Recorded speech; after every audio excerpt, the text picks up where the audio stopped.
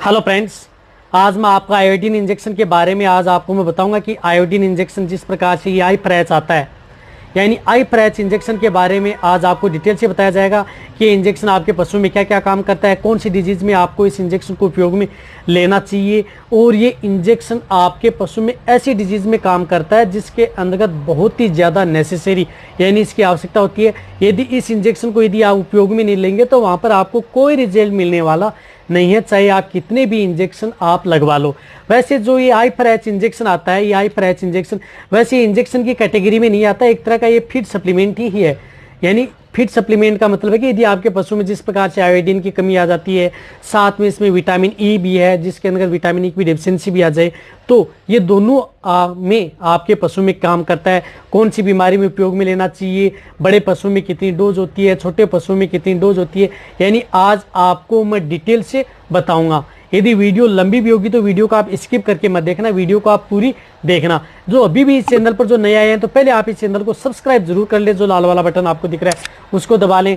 साथ में आप बेल आइकन को भी दबाएं और उसमें जो ऑल वाला ऑप्शन आता है उसको दबाएं ताकि भविष्य में आने वाली हर प्रकार की वीडियो की नोटिफिकेशन आपको समय समय पर मिलती रहे। देखो मेरे पास बहुत इस प्रकार कमेंट्स आ रहे थे कि सर आई फ्रैच जो इंजेक्शन आता है ये आता है केयरवेट फार्मा का, इस इंजेक्शन के बारे में हमें डिटेल से बताएं। तो एक बात और बताना चाहता हूं कि इस इंजेक्शन में आयोडीन प्लस विटामिन ई का एक मिश्रण होता है। और देखो ये इंजेक्शन ज़्यादातर पशु चिकित्सक या किस चीज़ में काम में लेते हैं या आपको लिख भी देते हैं। ज़्यादातर आपने देखा होगा यदि आपके पशु में जैसे गले के नीचे यदि गांठ हो गई है, कहीं पर भी यदि आपके पशु के शरीर पर यदि गांठें बन जाती हैं तो वहां पर क्या लिखा जाता है, आई फ्रैच इंजेक्शन के बारे में लिखा जाता है कि आई फ्रैच इंजेक्शन उसको दिया जाए। यानी यदि आपके पशु में यदि गांठें बन जाती हैं और गांठ बनने का कारण हो सकता है कि आपके पशु में बॉडी के अंतर्गत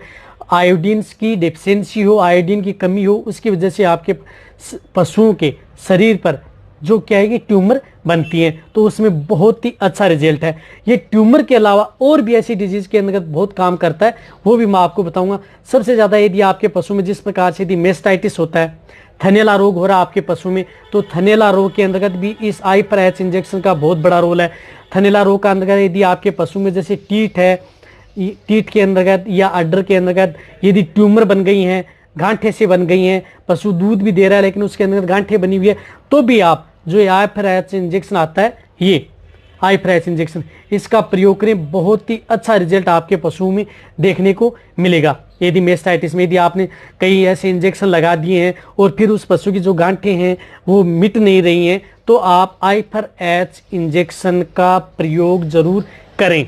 एक बात, दूसरी बात यह है कि यदि आपके पशुओं में जिस प्रकार से यदि रिप्रोडक्टिव फेलियर हो जाता है, यदि आपका पशु में जो प्रजनन क्षमता में विफलता आ जाती है, कहने का मतलब है कि यदि आपका पशु रिपीट होता रहता है या इनफर्टिलिटी बांझपन में आ जाता है, बोलता नहीं है, हीट में नहीं आता है, कई बार आप अपने पशु कई बार इस प्रकार की जो मेडिसिन दे चुके होते हैं, लेकिन आयोडीन और विटामिन ई का बहुत बड़ा रोल है आपके पशुओं में, किसमें, जो रिप्रोडक्टिव फेलियर के अंतर्गत। यदि आपका पशु हीट में नहीं आ रहा है, इनफर्टिलिटी में चला गया है, बांझपन में चला गया है, तो आप इस कंडीशन में भी आप इस इंजेक्शन को, आई फ्रैच जो इंजेक्शन है, इस इंजेक्शन को भी आप उपयोग करें। रिप्रोडक्टिव से संबंधित यानी प्रजनन से संबंधित किसी भी प्रकार के रोग की समस्या है आपके पशु में, तो इसके लिए आप फीड सप्लीमेंट के तौर पर भी आप ये इंजेक्शन उपयोग में ले सकते हैं। कौन सा, जो ये आई फ्रैच इंजेक्शन आता है। इसी प्रकार यदि आपके पशुओं में हाइपोथेमिया, हाइपोथेमिया का मतलब है कि यदि आपका पशु जैसे ठंड के अंतर्गत बहुत ज़्यादा सिकुड़ रहा है या कंपी कर रहा है, ज़्यादा कंपी कर रहा है या कंपन कर रहा है, उसकी बॉडी बहुत ज़्यादा कंपन कर रही है। आपने कई पशुओं को देखा होगा कि वो पशु जैसे ठंड की यानी उसका जो ठंड लगती है, यदि आपके पशु का टेम्परेचर हाई हो जाता है तो उसकी वजह से आपका पशु कंपी करने लग जाता है, या आपके पशु में सर्दियों में भी देखा होगा कि उसे ठंड लगने लग जाती है। कई बार आपने इस प्रकार के मौसम चेंज होने के बाद में देखा होगा कि पशु में ठंड के कारण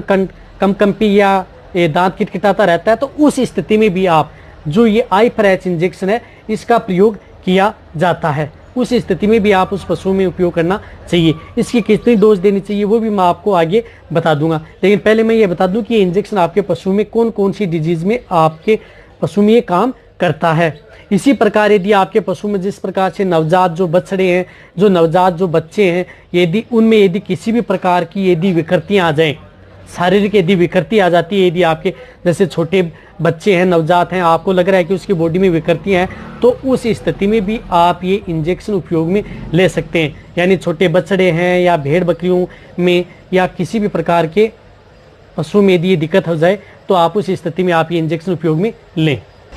इसी प्रकार यदि आपके पशुओं में यदि दूध कम हो जाए, यानी लोअर मिल्क यील्ड का मतलब है कि यदि आपके पशु का दूध है वो अचानक कम भी हो जाता है, यदि आपके पशु का दूध नहीं बढ़ रहा है, कई बार आप अपने पशु को देखा होगा कि अचानक यदि आपके पशु का दूध डाउन हो जाता है, और कई बार ऐसी स्थिति भी होती है कि आप अपने पशु को कुछ खिला भी देते हैं, मिनरल मिक्सर भी देते हैं, अदर जो दूध बढ़ाने वाले पाउडर्स, फीड सप्लीमेंट भी यदि आप दे देते हैं, तो उस स्थिति में यदि आपके पशु का दूध नहीं बढ़ पाता है तो आप जो ये आई-फ्रेच इंजेक्शन है उस स्थिति में भी आपको उपयोग में ले सकते हैं। यदि आपके पशु में दूध की गिरावट आ गई है तो बहुत ही अच्छा रोल है। देखो अभी इस इंजेक्शन की डोज क्या है। देखो डोज में आपको बताना चाहता हूँ कि जो भी ये आई-फ्रेच इंजेक्शन है, जब आयोडीन और प्लस विटामिन ई का जो मिश्रण आता है, जो बड़े पशु हैं, बड़े पशु का मतलब जो 300 kg से ज़्यादा जिनका बॉडी वेट है, उसे आप 5 ml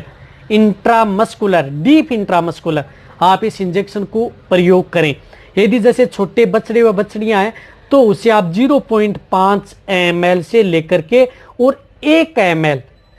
तक आप इसको उपयोग में ले सकते हैं। जैसे यदि आप छोटे जो स्मॉल एनिमल्स हैं उनमें आप 0.5 ml से 1 ml इंट्रामस्कुलर, और यदि आपके पशु में इस प्रकार की यदि दिक्कत है तो आप ये उपयोग में लें। और रही बात यदि आपको लग रहा है कि आपके पशु में इस प्रकार की दिक्कत हो रही है तो जितने भी मैंने आपको बताए हैं, एक और बताना चाहता हूं कि जैसे मैंने आपको शॉर्ट में बताऊं कि यदि आपके पशु में यदि किसी भी प्रकार की यदि इनफर्टिलिटी है, रिप्रोडक्टिव फेलियर है, यानी प्रजनन क्षमता में विफलता है, तो आप उपयोग में लें। मेस्टाइटिस केस में भी आप इसको उपयोग में ले सकते हैं, कोई दिक्कत नहीं है। हाइपरथेमिया है, यदि आपके पशु का टेम्परेचर बढ़ जाता है, कंपी होती है, आपका पशु ज़्यादा कम करता है, तो उस स्थिति में उपयोग में लें। यदि आपके पशु का दूध डाउन हो गया है तो लें। और यदि आपके पशु में यदि ट्यूमर गांठें बन गई हैं, शरीर के ऊपर कहीं पर भी गांठें बनती हैं, तो उस स्थिति में भी आप ये जो इंजेक्शन है आई-फ्रेच, इस इंजेक्शन का प्रयोग करें। यदि आपके पशु का हाइपरथेमिया मतलब यदि आपके पशु को यदि ठंड ज़्यादा लग रही है, ठंड ज़्यादा लगती है जिन पशु में, तो भी आप इस इंजेक्शन को उपयोग में ले सकते हैं। अब आपको मैं डिटेल से बता दिया है। और जब भी इस इंजेक्शन को उपयोग में लेते हैं तो आप इस इंजेक्शन को अच्छी तरह से, आपको क्या करना है, जब भी आप यदि ये इंजेक्शन ले रहे हैं उपयोग में, तो इस इंजेक्शन को आप क्या करना है, इस तरह से आपको अच्छी तरह से हिला लेना है। हिला करके ही आप इस इंजेक्शन को उपयोग में लें। और यदि आपको इस इंजेक्शन के बारे में यदि मैं डिटेल से जाऊंगा तो बहुत लंबी वीडियो बन जाएगी। जितना हो सकता है मैंने आपको शॉर्ट तरीके से समझा दिया है कि इंजेक्शन आपके पशु में क्या क्या काम करता है। रही बात यदि आपके पशु में यदि प्रेग्नेंट है तो भी आप इस इंजेक्शन को उपयोग में ले सकते हैं। प्रेग्नेंट में भी आपके पशु में कोई दिक्कत नहीं करता। यदि आपके पशु में इस प्रकार की यदि दिक्कत है तो 1 शॉट आप इस इंजेक्शन का प्रयोग कर सकते हैं। अब आप अच्छी तरह से समझ गए कि इंजेक्शन आपके पशु में क्या क्या काम करता है। यदि आपको और इंजेक्शन जिस प्रकार से यदि आपको इंजेक्शन है जो जानना है, यदि आपको जिस प्रकार से कॉपर इंजेक्शन है, कोबाल्ट इंजेक्शन है, मैग्नीशियम इंजेक्शन है, उसके बारे में भी यदि आपको डिटेल से जानना है तो वो भी आप नीचे जाके आप कमेंट में लिखें। और मेरी वीडियो को आप अपने दोस्तों के साथ, पशुपालकों के साथ और मेरे जितने वेटरनरी स्टूडेंट हैं उनके साथ आप इस वीडियो को जितना हो सके शेयर करें। मेरी वीडियो को आप लाइक करें, आपके एक लाइक से मेरे को मोटिवेशन मिलता है और मैं आपके लिए अच्छी से अच्छी और नॉलेजेबल वीडियो आपके लिए हर समय ऐसे लाता रहूँगा। इसी तरह से आप मेरी वीडियो देखते रहें, इसी तरह से आप मेरे को प्यार देते रहें। थैंक्स, धन्यवाद।